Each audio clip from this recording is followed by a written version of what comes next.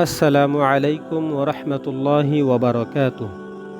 সম্মানিত দর্শক শ্রোতা, আজকে আমরা মৌতের পরিচয় নিয়ে আলোচনা করব ইনশাআল্লাহ। মৌতের পরিচয় সম্পর্কে সুফিকুল শিরোমণি ইমাম গাজালি রহিমাহুল্লাহ বলেন, সমস্ত প্রশংসা আল্লাহ তাআলার, যিনি মৌতকে দিয়ে বড় বড় অত্যাচারী ও অহংকারীদের ঘাড় ভেঙে দেন। শাসকদের দম্ভ আর সম্পদশালীদের উচ্চাভিলাষ মৌতের নিষ্ঠুর কষাঘাতে ভুলণ্ঠিত করে দেন। তারা মৌতকে তো শুনতে রাজি ছিলেন না, কিন্তু মৌত এসে তাদের ভূগর্ভে নিক্ষেপ করল।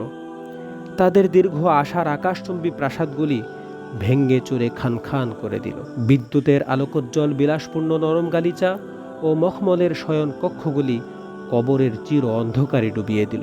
চাকর চাকরানি সুন্দরীদের খেলাধুলা মাখামাখি আর প্রেমলীলা সাঙ্গ করে তাদের গলিত পচা দুর্গন্ধময় তনুগুলিকে লাশ খেকো পোকাদের কিলবেলে খেলার ঘর বানিয়ে দিল। সুখাদ্য আর সুপের পরিবর্তে গলিত পুজ ও ঝাক্কুম বৃক্ষের চরম যাতনারস গলবিদ্ধ হল।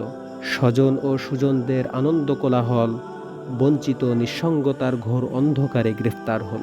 তারা কি মৌতকে এড়াবার জন্য দুর্ভেদ্য দুর্গ দ্বারা নিজেকে মৃত্যু হতে বাঁচাতে পেরেছে, বা মৃত্যু হতে বাঁচার জন্য অন্য কোনো উপায় গ্রহণ করতে পেরেছে? কত সাধ্য সাধনাই না তারা করেছিল, কিন্তু লা শরীক আল্লাহ তাআলার ধরপাকড় হতে কেহই রেহাই পায়নি। মুনকার নাকিরের প্রশ্ন হতে কেহই রক্ষা পায়নি। মাটির নিচে সকলেই চাপা পড়ে নাম নিশানা বিলীন হয়ে গেছে।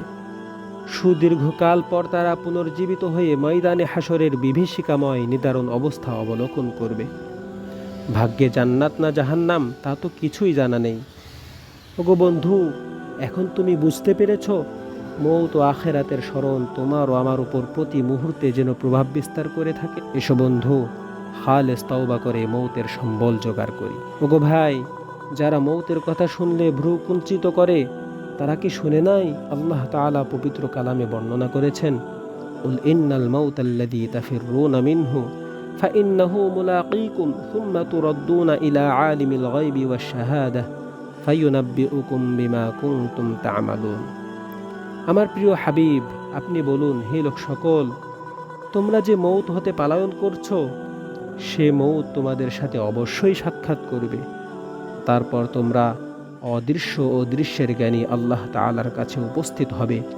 তিনি তোমাদেরকে জানিয়ে দিবেন সেসব কর্ম যা তোমরা করতে। সম্মানিত দর্শক শ্রোতা, আগামীতেও ইনশাআল্লাহ আমরা মৌত নিয়ে আলোচনা করব।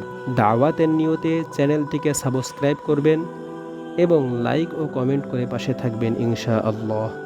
ওয়ামা তাওফীকি ইল্লা বিল্লাহ, আলাইহি তাওয়াক্কালতু ওয়া ইলাইহি উনীব।